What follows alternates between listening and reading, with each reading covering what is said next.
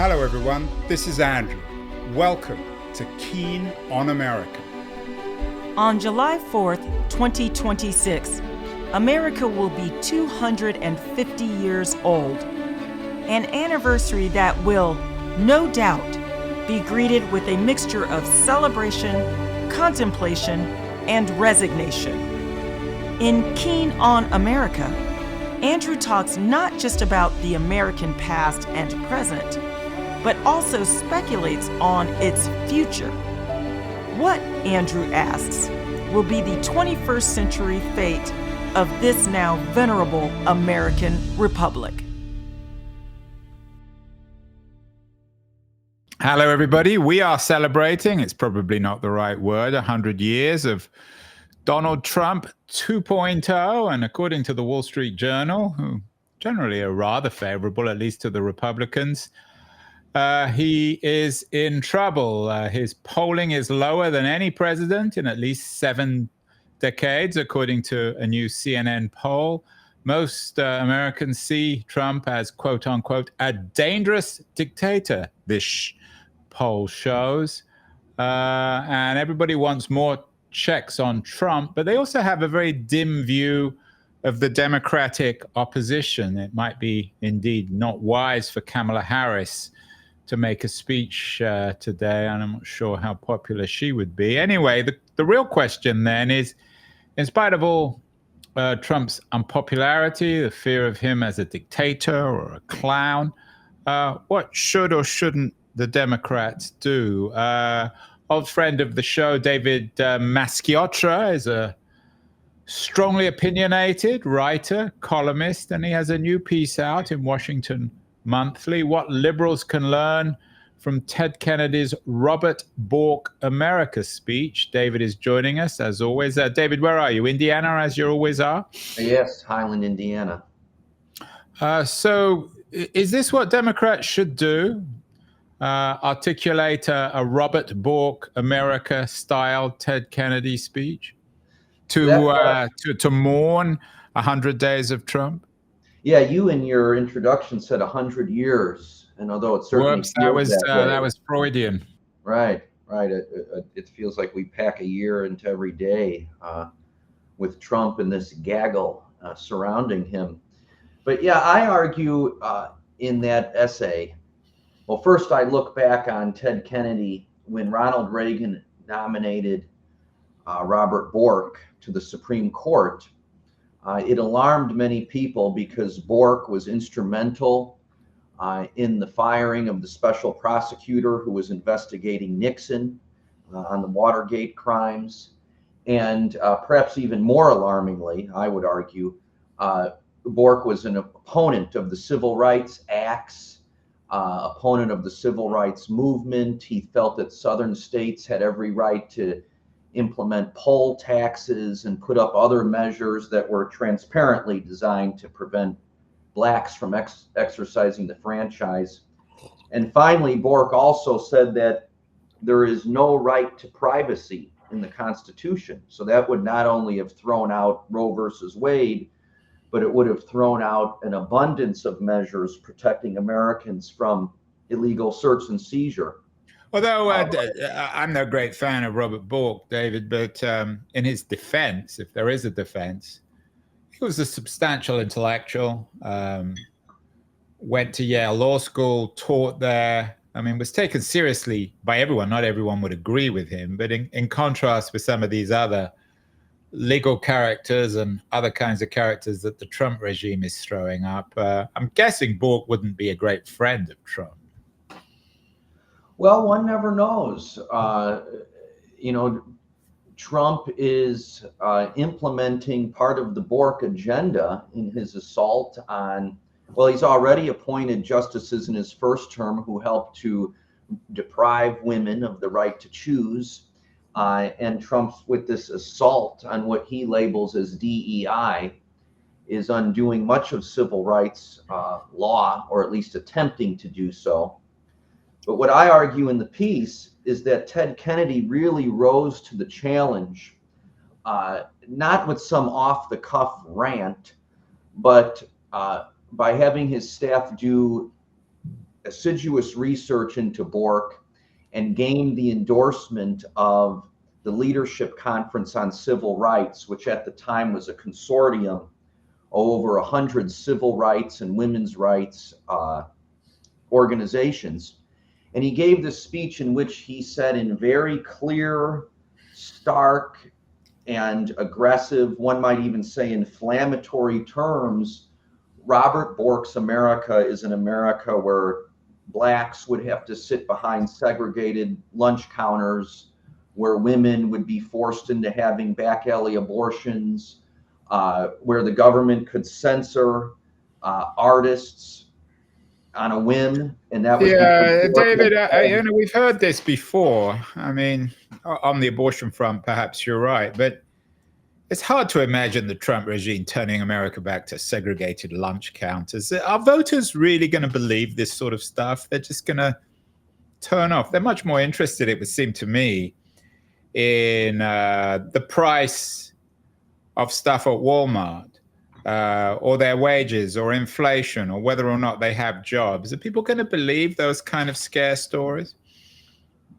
Well, my argument is that someone needs to speak in perhaps not the exact same phrases, but speak with the same aggression and clarity of Ted Kennedy. And what Ted Kennedy did so well, in addition to his mastery of the US Senate, was he rallied the Democratic base of voters. And now we have a Democratic Party whose leadership, more often than not, ignores their base in an attempt to chase down this mythical middle, this moderate who is supposedly very discerning and nuanced, but seemingly does not exist. The Republican Party rallies their base, and therefore they have a cadre of voters who are willing to co-sign the right-wing agenda, no matter how reactionary, no matter how extreme or dangerous. The Democratic Party neglects its base and therefore alienates the voters they most need to not only show up at the polls, but to donate, to volunteer, to advocate. Now, to your question, I mean, I'm not a Democratic strategist or pollster, but I think that the future of the rule of law and civil society and democracy and freedom of expression and due process is and are important enough that opposition leadership, which is what the Democratic Party is, needs to speak to those issues. And if Americans don't care about their democracy, they don't care about the rule of law, if they don't care about human rights, then that speaks to their own failures, and it would suggest that the game in some sense is already lost, because even if you could hit Trump on the tariffs and the economic maladies that people will soon suffer due to his whack job policies, some other reactionary figure is going to come around and win the argument at a later point. So these are bedrock issues of American society, and there are a few Democrats speaking to them with the aggression of Kennedy, but I'd like to see it more frequently and more consistently. Cory Booker, of course, made a filibustered speech, 24 hours, 18 minutes, a week or two ago. Today, I think he, with the House Minority Leader Hakeem Jeffries, is hosting a sit-in on Capitol steps. Do we need more of this symbolic sit-in? What do you think of Booker's speech? Is this in the tradition of Ted Kennedy's Robert Bork speech? I thought so, and I made a passing reference to it in my essay. It was what I liked about Booker's speech, even if it didn't accomplish anything, unlike Kennedy's speech. Kennedy's speech initiated a movement against Bork that resulted in his rejection. Booker's speech didn't accomplish anything tangible, but it did communicate the abnormality of the Trump administration's assault on public health and healthcare programs. That was the main those were the main focal points of Booker's speech. And abnormal actions from the White House demand abnormal responses from Democrats in Congress and elsewhere. So I appreciated the spirit of it and the drama of it. And that earlier this week, David, we ran a conversation I had with the Istanbul-based political thinker Solio Zel, who talked about in our conversation comparing Turkey and the US. He said that the US lacked a unified opposition or a coherent alternative opposition, in contrast with Istanbul's Mayor Imamoglu, who has been who the Erdogan regime is trying to put in jail. Why is that the case in the US? Why have the Democrats failed so visibly to put a unified face and a coherent face, a face that popular opinion would be sympathetic with, especially given the self-evidently absurd and dangerous nature of the Trump administration? That's obviously an important question. In some respect, the failure dates back many years. I remember once interviewing Bruce Bartlett, who was a staff member for the Reagan administration and the George H.W. Bush administration. And he talked about how back in the late 80s and early 90s, Republican members of Congress would meet on a weekly basis with Grover Norquist. And Norquist would essentially give them an agenda of what to discuss that week. So therefore, they would all parrot the same phrases, the same attack lines. Then when talk radio and Fox News come into fruition, those media apparatuses acted as a megaphone for those things. And he said back then, Democrats had nothing of the kind, and they still don't.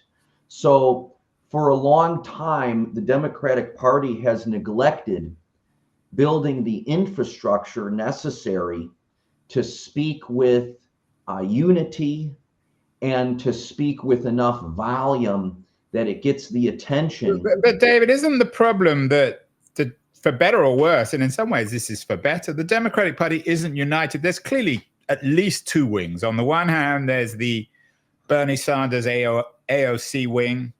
On the other hand, there's the Ezra Klein centrist Rebuild America technocratic wing. And there's probably a lot of people in between. So it's hard for a party to actually speak with one voice. Yeah, I think I'm in between those two wings. It's just the most enjoyable position because then if you're in between, it's the old joke about roadkill in Texas. Anything in the middle of the road gets run over. So well, I do it because it allows me to act like a prick to everybody. But to your question, that I would take that in another direction. I mean, it is good to have a party that has robust debate and disagreement. You don't want to resemble an autocratic personality cult that like the Republican Party has become. However, there is a problem if we look at the media, particularly the new media, which is what we're doing right now, the podcasts, YouTube shows. Almost all of the popular right-leaning hosts endorse and praise everything Trump does, and like lemmings attack everything the Democrats do. Whereas most of the most popular left-leaning hosts also attack the Democratic Party. They claim the Democratic Party's insufficiently progressive. They sell out to big business and corporate interests. They're weak, they're woke. Maybe some of that's true, maybe some of it isn't, but it creates a problem of asymmetry in which a new media consumer goes online and hears almost nothing but bashing of the Democratic Party. So are you suggesting that the Democrats Are you suggesting that the Democrats should essentially lie like the Republicans? I mean, the fact that they're honest, doesn't that reflect well on them, that there are divisions, that they don't agree on everything? Oh yeah. What I'm saying though, I'm saying the debate is good. The debate is good, but for whatever reasons, the Democratic Party suffers from a lack of amplified advocacy in these media worlds. I mean, outside of MSNBC and maybe a few columnists for the big newspapers, which are losing relevance each day, they don't have that kind of apparatus behind them. Whether that reflects positive qualities or negative qualities, it's merely one way of answering your question. Why aren't the Democrats presenting a united front of opposition, unlike what's happening in Turkey and what happened in Poland when they overturned authoritarian leaders recently? David, we've done some shows recently about how some people, particularly in Silicon Valley, are actually Peter Layden, for example, former editor at Wired, has a popular Substack page. He believes that if you just leave Trump alone, he's essentially destroying the Republican brand by wrecking America, wrecking trade policy, undermining so much of what people trust about the Republican Party, that this will actually enable a new 30-year rule of the Democratic Party. Do you think there's any truth in that? I mean, others have argued that we should just let Trump wreck the country and not essentially say anything. No, I disagree with that assessment, and here's why. I've argued that what Trump is doing is vastly worse than his predecessors. However, I've lived through this cycle before in which a Republican president executes policies that are very harmful and thereby very unpopular.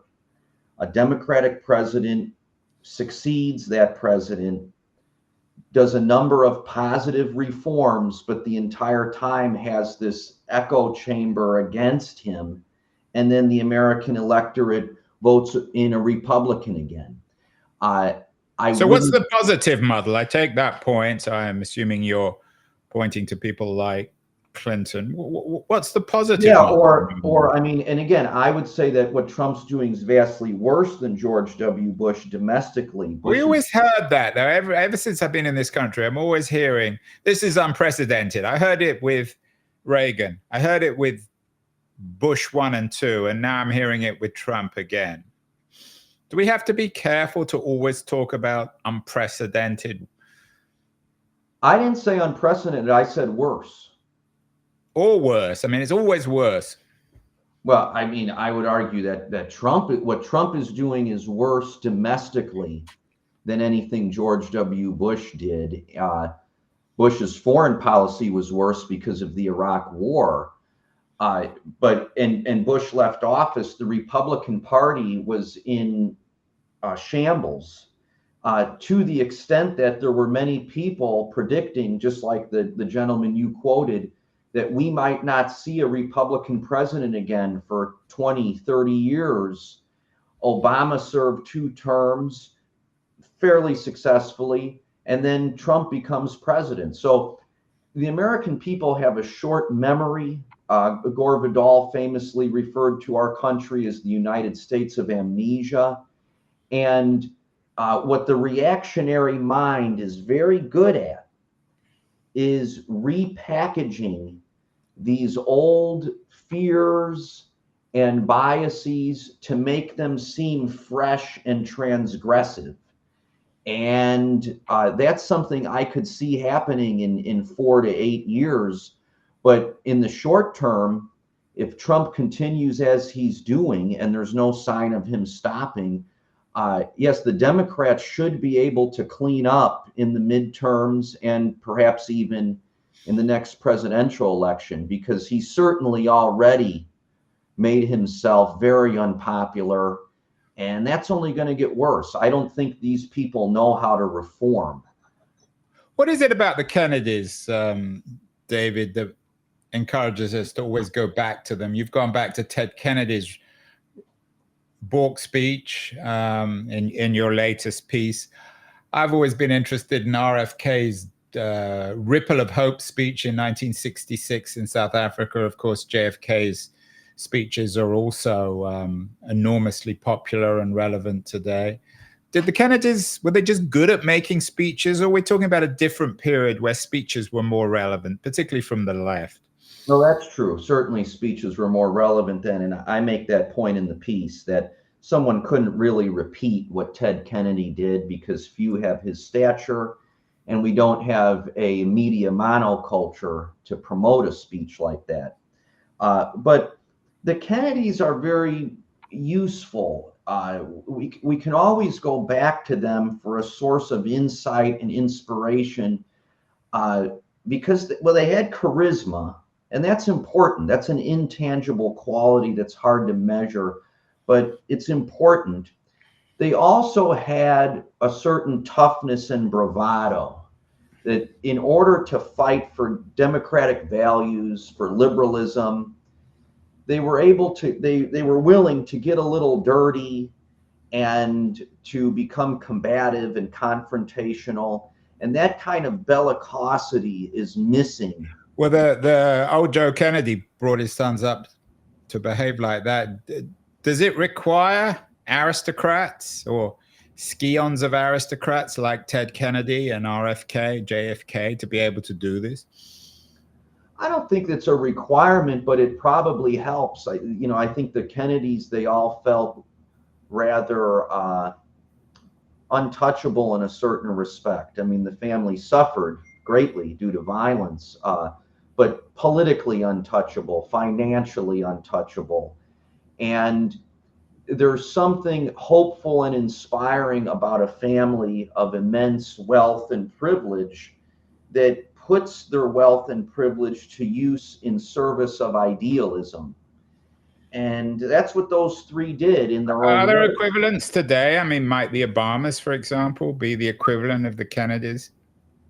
There was that hope. I mean, Obama was certainly Kennedy-esque during his first campaign for the presidency, and he had some important achievements, mainly the Affordable Care Act as president. But the way that the Obamas have retreated from public life is something that one would have never expected Ted Kennedy to do, or John or Robert Kennedy, had their lives not been cut short by assassins' bullets. Yeah, it's the ideal of public service. We did a show a couple of years ago with John A. Farrell, who wrote a book about Ted Kennedy, and Farrell argued that Kennedy became a great man when he was most distanced from the presidency. In other words, when people stopped thinking about him as the next president, then he became a great man of the Senate. In terms of this speech, very good. Yeah, in terms of this speech, David, is there a line from the Robert Bork's America speech that still is relevant that you would cite to somehow summarize what he was saying? Well, what I cite more than a particular line is the tone of it. That Robert Bork's America is one in which we're going to experience a severe setback of rights for many people, of opportunities for many people, namely women and racial minorities. And that's exactly what we're seeing now with the Trump administration, vis-a-vis women, vis-a-vis immigrants, vis-a-vis LGBTQ people, particularly transgender. We did a show on that. So I think that the question of universal human rights must guide any form of liberal politics that is worth its weight. And one thing that Democrats could also learn from Ted Kennedy is to embrace that position. You know, I make a point in the article that Kennedy didn't go on TV to decry the supposed toxicity of the Democratic brand even though Reagan had just won a historic landslide, defeating Mondale in every state but Minnesota. The Kennedys never looked weak. And I find all of this Democratic self-flagellation, Bush League and weak and borderline pathetic, have those conversations in private. Right now you have a job to do, and that job is the opposition. Should Harris be, I mean, you can't stop her speaking, but shouldn't she just go away and do something else, given how poorly she performed? I think that people can, she didn't perform that poorly. We've had this disagreement before. She made some critical errors, but. Well, the critical error, in my view, and maybe I don't know if we need to go back over this, is she could never explain why she wanted to be president, but that seems fairly. Which coincidentally is what sank Ted Kennedy's primary run against Carter, as he had trouble. Yeah, maybe she should go back into, well, she's going to be running probably for California governor. What about the resistance? I mentioned earlier, David, to answer your question about Harris, regardless of our assessment on her, she earned tens and tens of millions of votes. I think she has every right to give a speech, and the Democratic base of voters will, in this case, vote with their feet. They'll either continue to pay attention to her or not. Remember that debate with Reagan and Carter, when Carter was going on about something, and Reagan said something like, well, there you go again, and you've heard it all before. I wonder, though, if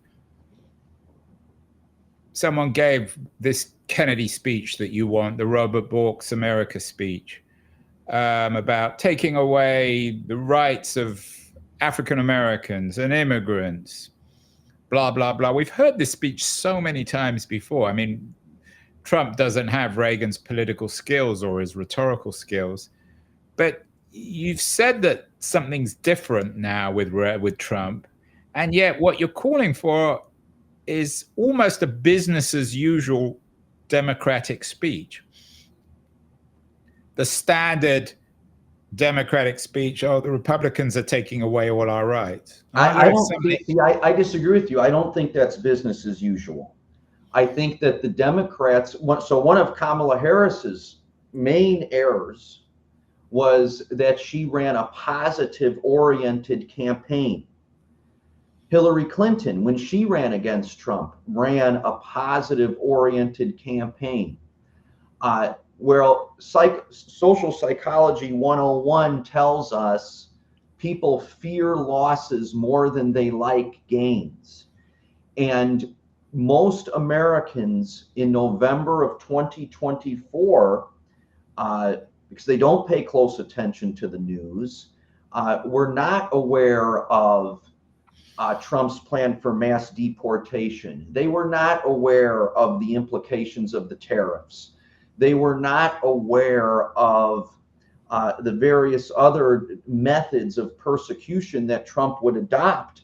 And just when Project 2025 was starting to go national, because Democrats were talking about it, the Obama consultant class intervened with Harris and convinced her to run this joy-based, positive campaign. I'm going to help you buy a home. I'm going to help you start a small business. Good policies, but politically ineffective. Now, if you go back to the campaign that did defeat Trump, Joe Biden, he launched his campaign with, remember, the Soul of America speech, connecting Trump to Crawfordsville and the anti-Semitic racist march that took place there, resulting in the death of Heather Heyer. So I think that there's some good political science on this. Christopher Parker is one who's studied this. Democrats tend to run positive-oriented campaigns. Republicans tend to run very dark, fear-based campaigns, and the latter is much more successful.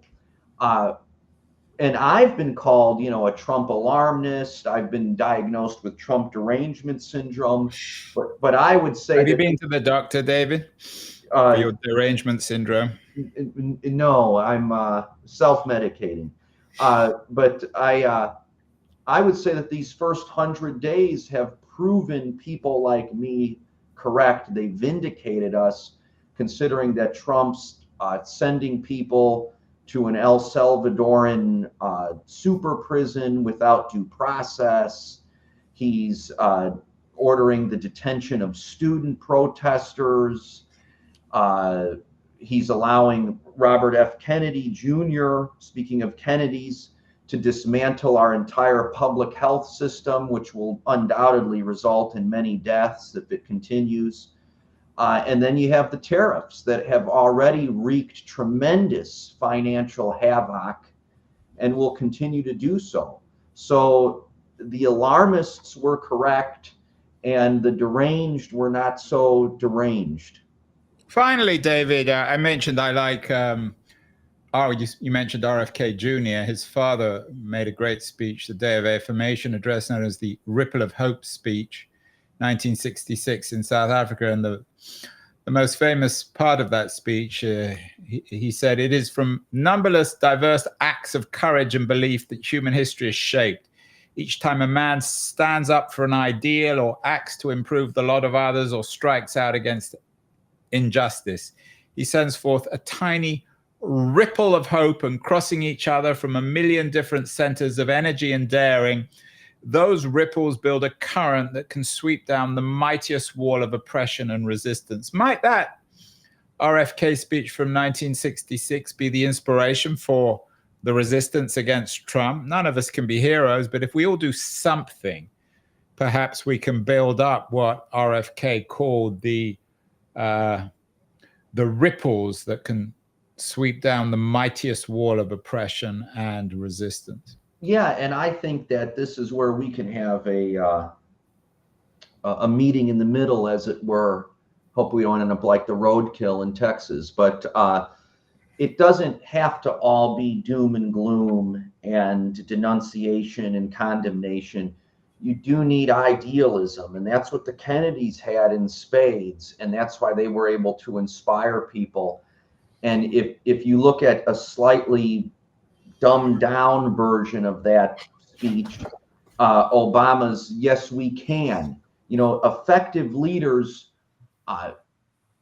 engender a feeling of possibility, that we can create these ripples of hope. Yes, we can become part of, he had referenced Rosa Parks and other heroes of American reform and progressive life.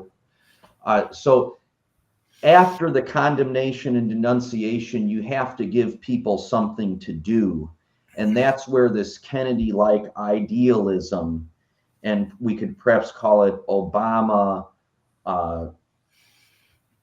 assertiveness, can be quite powerful.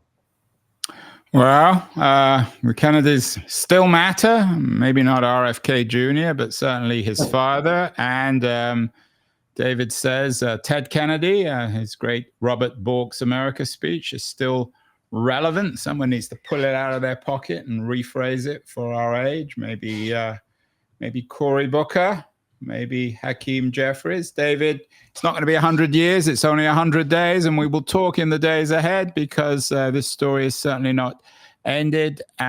So keep well, keep writing, and I'd love to have you back on the show again in the not too distant future. Thank you so much. I'll look forward to it. Thank you.